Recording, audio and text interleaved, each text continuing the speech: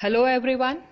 Pig farming के इस series में आज हम इस बारे में और विस्तार से जानेंगे कि फार्म में बनने वाले कमरे या जानवरों का बाड़ा कैसा होना चाहिए। सबसे पहले हम बात करते हैं बोर के लिए बनने वाले कमरे की। जैसा कि पिछले वीडियो में भी हमने देखा था कि बोर के बाड़े की दीवार इतनी ऊंची होनी चाहिए कि वो उसके ऊपर से कूद ना सके, क्योंकि बोर नेचर में काफ़ी अग्रेसिव होता है।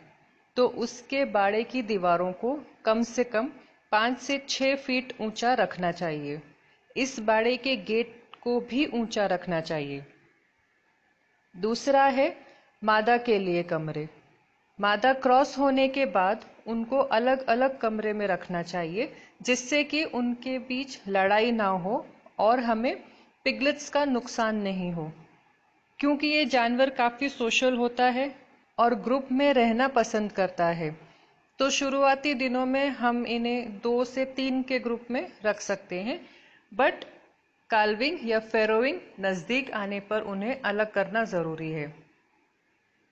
काल्विंग में जब 2 से 3 दिन बचे हों तो उन्हें काल्विंग सेक्शन में शिफ्ट करना चाहिए। काल्विंग सेक्शन में भी उन्हें फेरोइंग कैरेट में रखना चाहिए। इससे मादा को फेरोइंग से पहले कैरेट में रहने की आदत पड़ जाती है। इसका फायदा ये है कि यदि फेरोइंग ऐसे समय पे होती है जब आसपास कोई ध्यान देने वाला नहीं हो, तो पिगलेट दबने से बच जाते हैं। मैं सजेस्ट करूंगी कि पिगलेट बॉर्न होने के 7 से 10 दिनों तक उन्हें फेरोइंग कैरेट में ही रखना चाहिए। 7 से 10 दिनों में बच्चे थोड़े बड़े और तंदुरुस्त हो जाते हैं। यदि गलती से वो मादा के नीचे दबने की स्थिति में भी आते हैं तो अपने आप को बचा सकते हैं। फेरोइंग कैरेट से निकलने के बाद उन्हें एक अलग कमरे में शिफ्ट करना चाहिए। इस कमरे में एक क्रीप एरिया होना ज़रूरी है।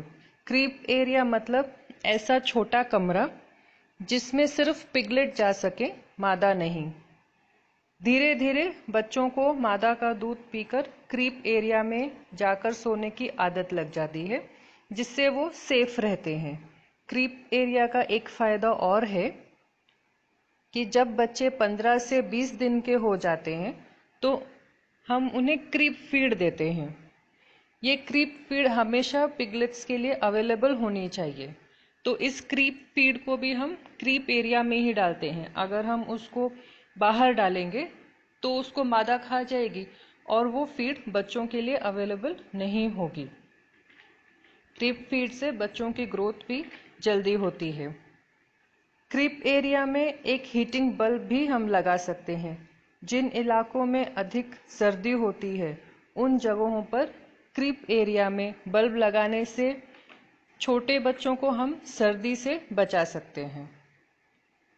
जब बच्चे 2 से 2.5 महीने के हो जाते हैं तो उन्हें मादा से अलग कर दिया जाता है। मादा से अलग करने के बाद उन्हें एक बड़े कमरे में शिफ्ट करना चाहिए। यह कमरा बाकी कमरों की तुलना में थोड़ा बड़ा हो तो अच्छा है, जिससे उन्हें भागने दौड़ने की जगह मिले। इस प्रकार हमने देखा कि जानवरों की अलग अलग ज़रूरत के हिसाब से अलग अलग तरीके के कमरे हमें बनाने चाहिए।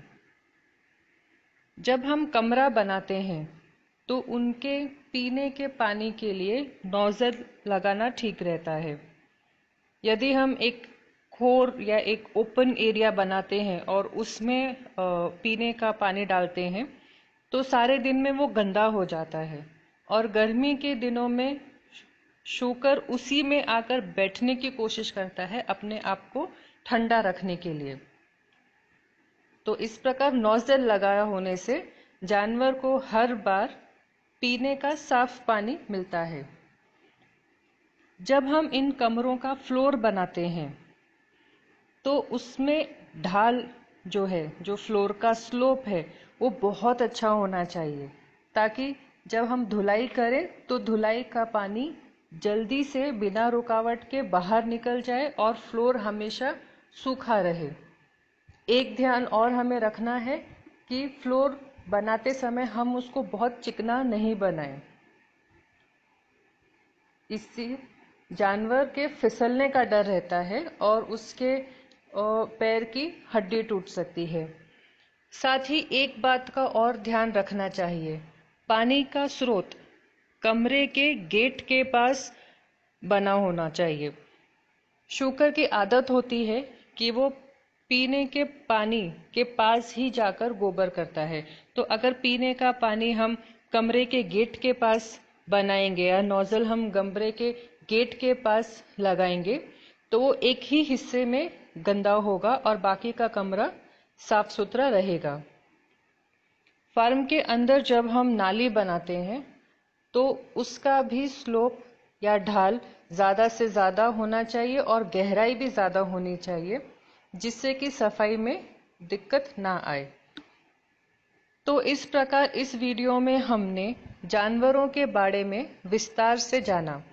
अगले वीडियो में हम फार्म में आने वाले जानवरों के सिलेक्शन और मादा के ब्रीडिंग साइकिल के बारे में और ज़्यादा जानेंगे। धन्यवाद।